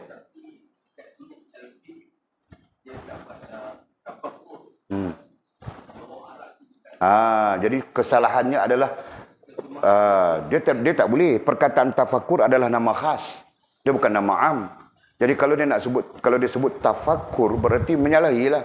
Kalau dia sebut al-fiqru, al-faqru, itu betul ya. Kan? Jadi perkataan dia di situ al-fiqru. Makna berfikir aja. Okeylah. Jadi berfikir, apa lagi disebut? Ayat teks Arabnya apa? Dia kata berfikir di dunia juga. Adalah hijab. Fid dunya. Perkataannya fi kan? Bukan. Bila fi dia tidak boleh adalah. Fi mana boleh diterjemahkan dengan adalah. Fi pada.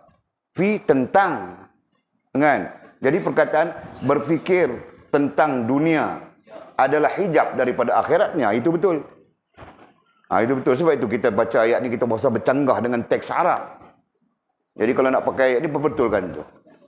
Jadi perkataan tafakur dibatalkan, dipakai perkataan berfikir saja. Berfikir tentang dunia. Ya, bukan berfikir di dunia ya. Berfikir tentang dunia adalah hijab kepada akhirat, gitu kan? Daripada dibatalkan, pakai kepada.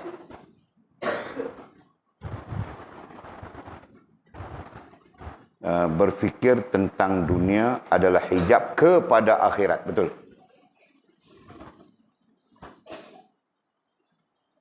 Kemudian yang tidak mewariskan.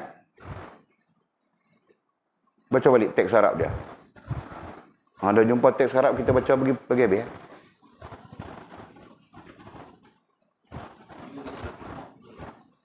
Ha?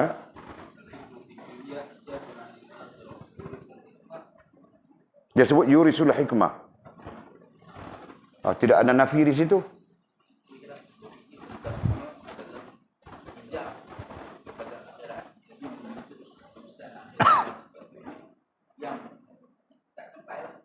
Jadi mesti ada kalimah mahzuf yang terkait dengan yang menunjukkan atau yang mewariskan kalimah itu apa dia, kan?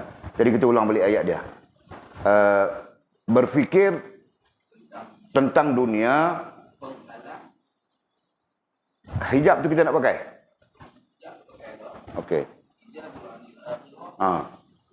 Hijabul anil akhirah, anil, kan? Okey. Jadi berfikir tentang dunia menjadi hijab kepada akhirat. Tu. Kemudian ambil perkataan anil. Akhirat. Akhirat itu yang mewariskan hikmah, bukan berfikir tentang dunia tu.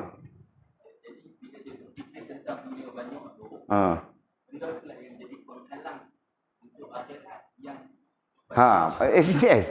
Sebab itulah kita kata ayat ni, teks dia jadi celaru. Kalau dia berfikir tentang dunia menjadi penghalang dia kepada fikir akhirat yang tidak mewariskan sepatutnya. Akhirat tu yang mewariskan, tetapi dia berfikir dunia. Ayat awal dia adalah berfikir dunia, dia jadi hijab. Bila hijab, menghalang dia daripada mewariskan hikmah dan menghidupkan hati.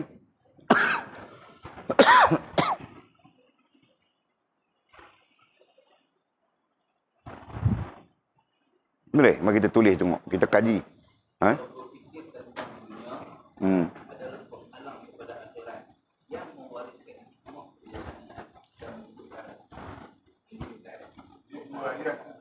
Dia kena titik lah. Dia kena titik di mana-mana. Koma sekurang-kurangnya.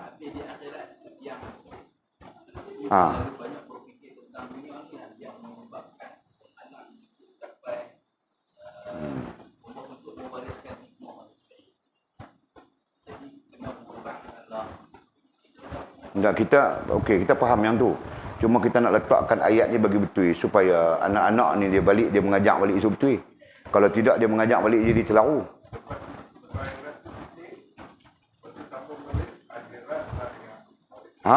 Kalau itu yang kata anil tadi tu, kan?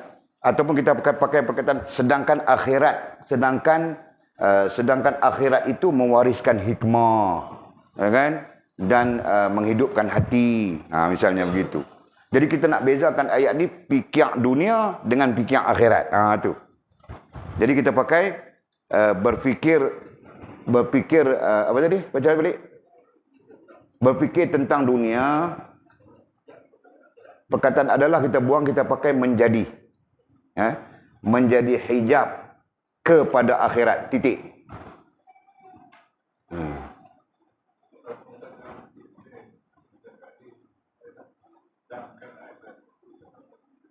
Kita pakai titik lah pasal apa? Saat ni dia celaru. Kita tak apa, kita boleh duduk timbang mai. Kemudian ayat selanjutnya kita pakai balik akhirat itu. Sedangkan berfikir akhiratlah yang mewariskan hikmah. Sedangkan berfikir akhiratlah. Yang penting kita tak lari daripada teks Arab dia. Okey lah tu. Terjemah ni macam-macam lah.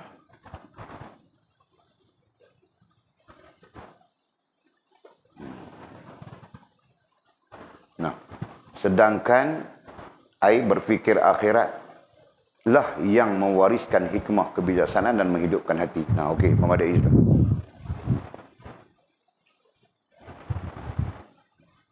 Okey, wallahu a'lam. Good, alhamdulillah. Kita kaji. Kita pasal kita kaji. Lepas ni mungkin depa tak kaji dah. Lepas main tangkap muat ni.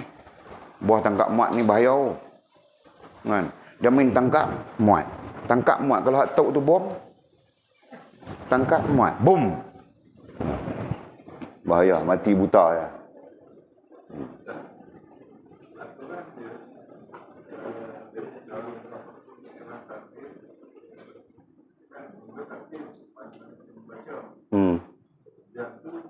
Tadabbur.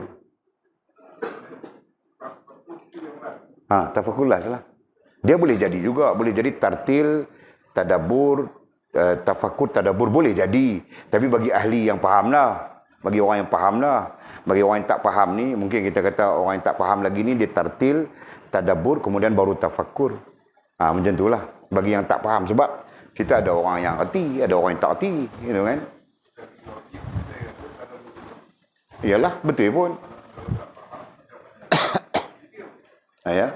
Jadi, dalam konsep yang kita duk bincang ni, tartil, tadabbur, tafakur. Pun boleh jadi kan. Mana dia berfikir tentang sesuatu yang dia dah faham tu.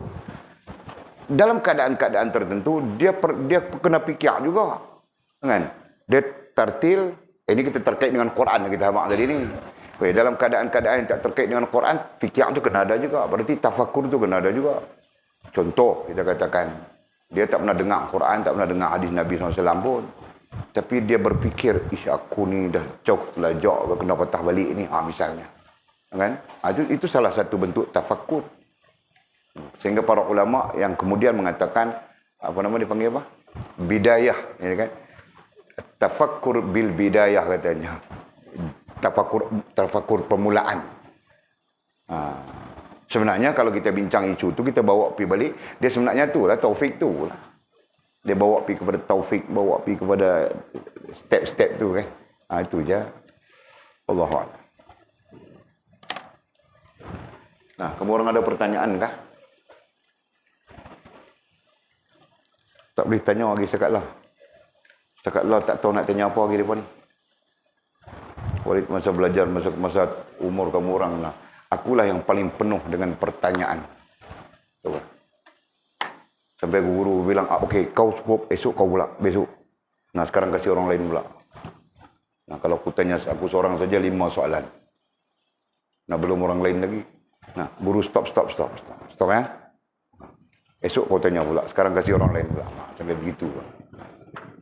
Nah, kamu orang, tiada yang bertanya langsung, ma'alim semuanya. Ya. Nampak macam alim, tapi bodoh saja kan. Nah, aku berhak kata bodoh, tahu tak? Nanti aku tanya satu persatu, nah baru tahu bodoh kah, alim kah, macam mana kah. Tunggu saja apa, masanya akan sampai. Nah, itu jam kau mau lari ke sambil kencing kah, macam mana kah, aku tidak tahu kah. Tugasku hanya rotan saja. Tidak boleh jawab, rotan. Tidak boleh jawab, rotan. Nah, seorang kena 3 rotan, beli tiket kapal terbang pulang. Jangan beli tiket kapal terbang pulang, aku catat kapal terbang datang ambil kamu orang di sini. No, gitu. Datang ambil kamu orang di Bukit Selambau ini. Okey. Nah, bismillahirrahmanirrahim. Alhamdulillahirabbil alamin wassalatu wassalamu ala asyrafil mursalin. Sayyidina Maulana Muhammad wa ala alihi washabbihi ajma'in. Allahumma iftah lana futuhal 'arifin warzuqna fahman nabiyyin waj'alna min 'ibadika as-salihin. Allahumma ihdina as-siratal mustaqim siratal ladzina an'ama Allahu minan nabiyyin was-siddiqin wasyuhada'i was-salihin. Allahumma rabbana iftah bainana wa bain qaumina bil haqq wa anta khairul fatihin. Allahumma a'inna 'ala dzikrika wa syukrika wa husna 'ibadatik. Allahumma faqihna fid din wa 'allimna at-ta'wil.